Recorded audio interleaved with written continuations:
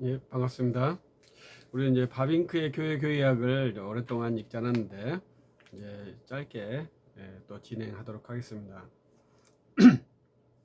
오늘은 이제 9장 계시의 본질과 개념 부분에 들어와 있습니다. 순서대로 이제 빨리빨리 읽어 나가는 방식입니다. 빨리빨리 읽어 나가는 방식 순서와 빨리빨리가 있습니다. 왜냐면 모르는 부분은 점프해서 가겠다 이런 것이 빨리빨리고요.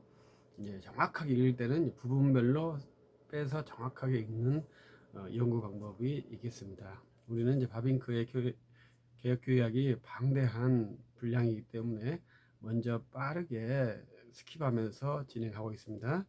이제 이렇게 말한 것은 9장 내용을 빠르게 스킵하려고 한다. 이런 것으로 이해해 줬으면 좋겠습니다. 바빙크의 사상은 상당히 방대하기 때문에 우리가 쉽게 단정하는 것이 어렵습니다. 그래도 이제 방대하다고 해서 전체의 신학을 다 집대성한 것은 아니거든요. 이제 바빙크 박사님의 자료, 수집력, 기억력 등의 의지에서 이렇게 방대한 작품을 만들었겠죠. 그것을 우리가 어떻게 해소할 것이냐, 이것이 상당히 중요한 관건이죠. 그래서 저는 이제 우리가 한국 사람이기 때문에 이제 번역책으로 공부하는 것이 상당히 좋아요.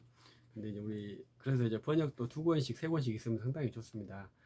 바빙크의 개혁 교의학도 이제 7권만 번역된 책이 하나 있죠. 김영규 박사님이 번역했고 2, 3, 4권이 번역되지 않는 그러한 패턴인데, 두 종류의 번역이 있다면 독자들이 훨씬 더 볼 수 있겠죠. 영어책 네덜란드로 되어 있지만 한국어 번역 2개, 영어 번역 하나 있으면 이제 네덜란드어로 읽는 것보다 더 풍성하게 책을 독서할 수 있을 것이라고 생각합니다. 이제 우리 9장의 내용은 굉장히 어려워요. 그래서 그냥 어렵다 하고 넘어가고 싶을 정도로의 난해한 내용입니다. 그래도 한번 이제 본다면 일단 나오는 학자들이 굉장히 생소하고요.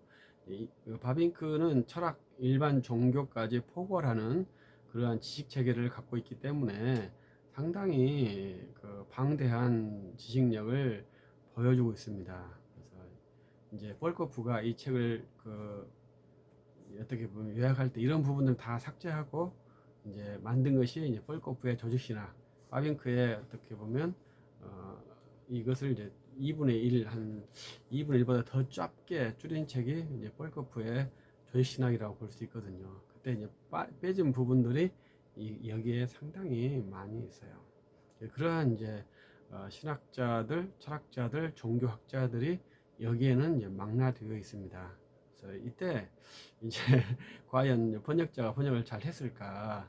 왜냐면 너무 어려우니까. 이제 원래 사상이 어렵지만 그것을 또 번역자가 어떻게 잘 이해하고 번역했을까? 이럴 때 이제 다른 사람의 번역을 본다면 이제 두 개를 비교하면서 좀 더 빠르게 정보를 습득할 수 있는 것이 이제 번역본의 다양한 번역이 있는 것의 유익이라고 말할 수 있습니다.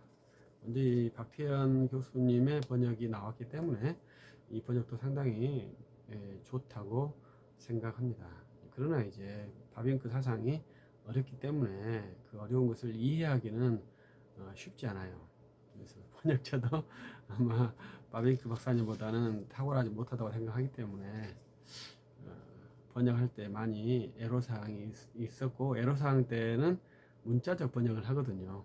근데 문자적 번역을 할 때 이제 그 뉘앙스나 의미가 오히려 왜곡될 때가 있어요. 그래서 번역이 반역이다, 이러한 의미가, 그러한 말이 나오는데, 이제 그것은 이제 저자보다 더 탁월한 사람이 그 사람의 책을 번역할 수는 없거든요.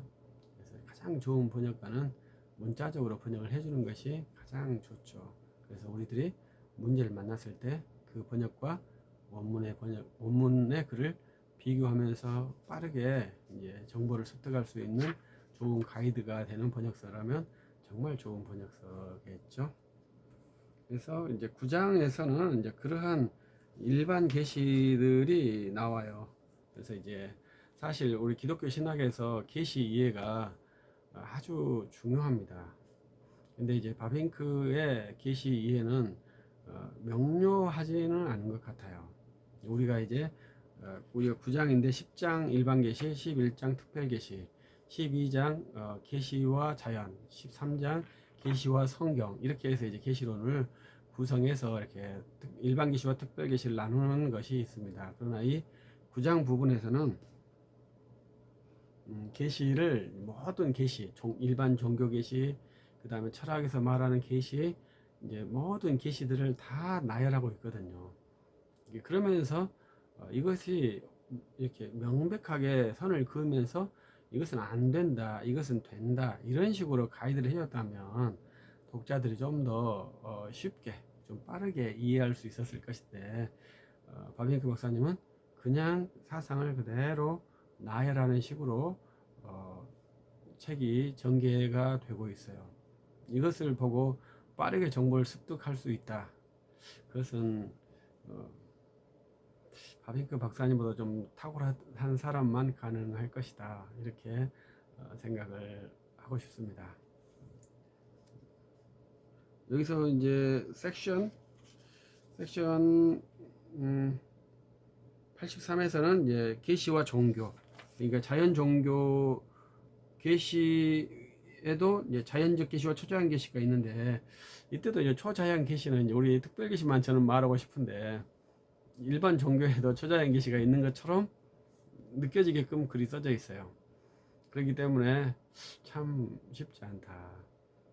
일반 종교, 제종교라고 하거든요. 옛날 말로는 이제 제종교, 우리가 말할 때 그냥 일반 종교, 모든 종교 이렇게 말하는 종교에는 이제 특별 계시가 없다, 초자연적 계시가 없다, 이렇게 저는 말하고 싶은데, 바빙크 박사님의 글을 보면 거기 모든 종교에는 자연 계시와 초자연적 계시가 있다, 이런 식으로 느껴지는 것 같아요. 그래서 참 좀 난감하다, 이렇게 말씀을 드리고 싶고, 이제 제가 이 책을 좀 어렵게 생각한 것은 401쪽에 중재신학이라는 패턴이 있는데, 이 중재신학이라는 것이 우리 한국에는 잘 소개되지 않았습니다. 이제 서 박사님도 이제 중재신학에서 이제 중재신학, 매개신학이라고 번역을 했거든요. 서 박사님은, 서철원 교수님은 그것을 거부하는 건데, 이 번역, 바빙크 박사님의 중재신학, 매개신학의 개념을 보면 거부해야 될 것이냐 취해야 될 것이냐, 이게 참 판단하기 애매하다, 이렇게 저는 독서를 하고 검색을 하면 이것은 우리 학자들이 많이 사용하지 않는 개념이기 때문에 검색이 잘 나타나지 않아요. 영미권 학자들도 이 매개신학에 대해서는 많이 사용하지 않는 개념입니다. 해결 철학을 할 때 여러분들이 이제 매개신학을 많이 사용했다고 해요. 근데 저는 이제 이 책을 통해서 이해를 해보려고 했는데, 일단 이제 저는 이해는 좀 실패했고, 그래서 이제 계속 하려다가 결국은 이렇게 말하고 넘어가려고 하는, 스킵하려고 하는 태도로 지금 영상을 찍고 있습니다. 그리고 이제 403쪽에 보면 슐라이마커에 의해서 새로운 계시 개념이 되었다. 이것은 이제 상당히 이제 재밌는 표현이죠. 왜냐하면 저는 이제 그 슐라이마커는 절대 의존 감정을 말한 유명한 신학자잖아요. 그래서 이러한 계시를 구체화시킨 사람을 칼 발트라고 생각하는데, 이제 바빙크는 슐라이마커가 이제 그러한 계시 개념, 새로운 계시 개념, 그것은 특별과 일반이 없는, 그러니까 자연과 초자연의 경험이 구분이 사라진 그런 형태로 계시를 도입했다고 말할 거예요. 근데 그 뒤에 있는 문장의 글도 쉽게 이해할 수 있는 문장은 아니라고 생각을 합니다. 그 다음에 이제 범신론적 사고의 계시의 형태를 말하고 있습니다. 404쪽에. 그리고 405쪽에는 부세라는 이제 종교 사학파의 거두 신학자죠. 그 사람의 이제 계시 개념을 했는데, 여기서는 부세가 아래로부터 위로의 신학을 하고 있다, 계시를 아래로부터 위로 보고 있다, 이러한 것을 밝히고 있습니다. 그리고 이제 406조 보면 계시 중간에 보면 계시의 본질과 개념에 대한 어떤 만장일치된 의견이 없다. 이렇게 말을 해버리는 거예요. 그것은 맞는 말이거든요. 지금 우리 신학에서 혼재, 의견이 혼재, 만장일치된 의견이 하나도 없습니다. 그래서 옛날 저는 사사기처럼 각자의 소견에 옳은 대로 행동하고 있다. 이렇게 말하고 싶을 정도로의 수준이 지금 우리 수준이라고 생각합니다. 계시 개념도 그렇고요. 언약 개념도 그렇습니다. 모두가 다 각자의 소견에 옳은 대로 사유를 하고 있죠. 그럴 때 우리가 어떻게 신학할 것이냐, 이것이 상당히 이제 어려운 그 방편인데, 저는 이제 특이하게 집단지성을 발휘하겠다. 그래서 이제 형남소원이라는 것을 구도화했고, 그러한 이제 공동 지식체, 공동 지식체들이 활동하면서 좋은 믿음의 모습을 양산하는 것을 시도하고 있습니다. 그것은 이렇게 만장일치된 견해가 없어요. 그러면 그 속에서 우리가 어떻게 할 것입니까? 누구를 정죄할 수 있는 권위체가 지금은 사라졌다 이 말이죠. 그래서 그것을 우리가 배적하고 또 나를 변호할 때 어떠한 스킬을 쓸 것이냐, 이것이 상당히 쉽지 않거든요. 그래서 저가 추구하는 방법은 정확한 자기 의식 체계를 확립하고 그것을 구현해 낼 수 있는 지식 능력을 구비하는 것이 우리 시대에 본래 기독지성인의 의무다. 이렇게 이제 훈련을 하고 있죠. 왜냐하면 일치된 의견이 존재하지 않기 때문에 그렇습니다.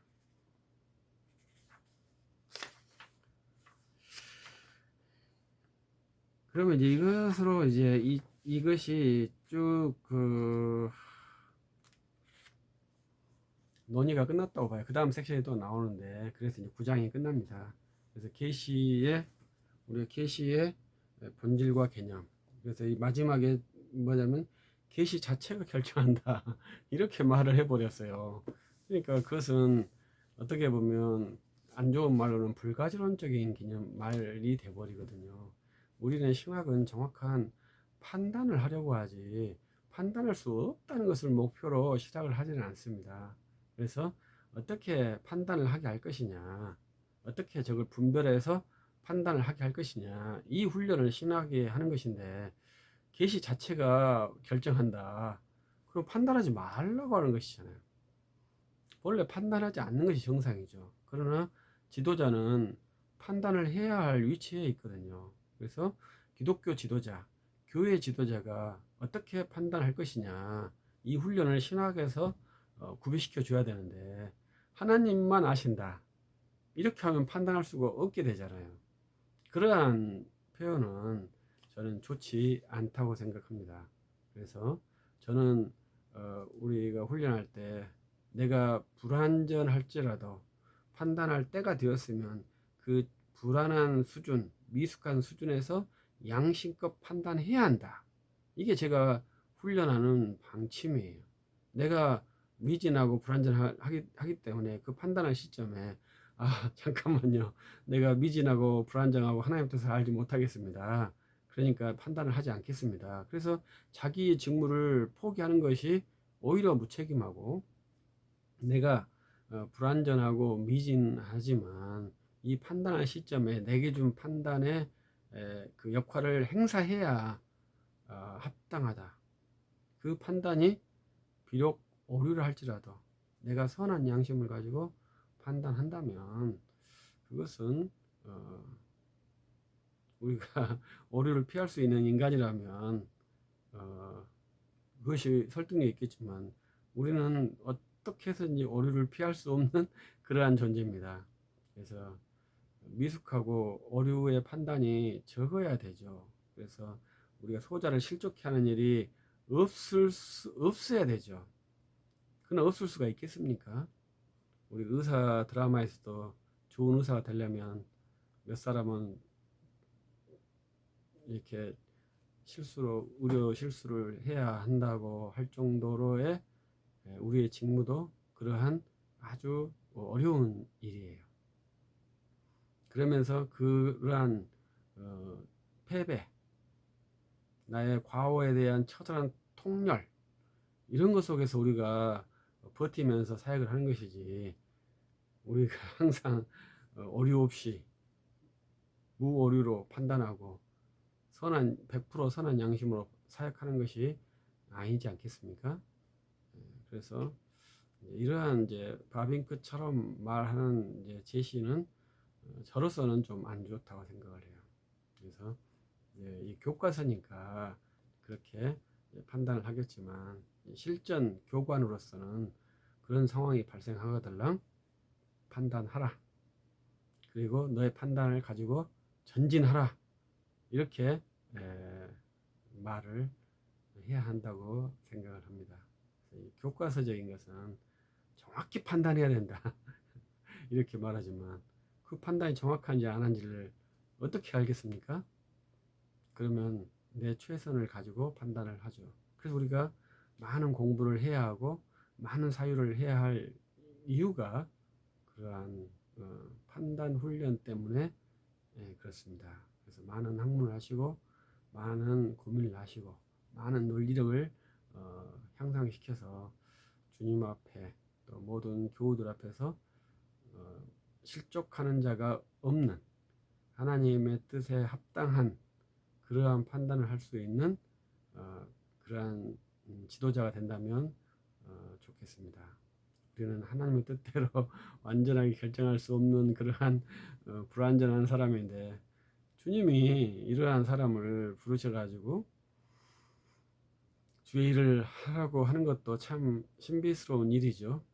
그래서 주께서 모든 것을 이루시죠. 우리에게 요구하시는 것은 완전을 요구하시는 것이 아니고 순전하고 충성된 마음을 요구하십니다.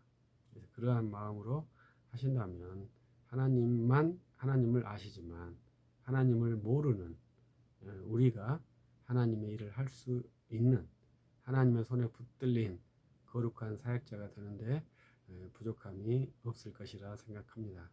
바빙크 박사님의 이원 9장 글은 제 표현으로 매우 어렵다. 이것을 잘 이해하신 분은 좀 더 명료하게 설명해 주기를 바란다. 이렇게 말씀드리고 마치겠습니다. 감사합니다.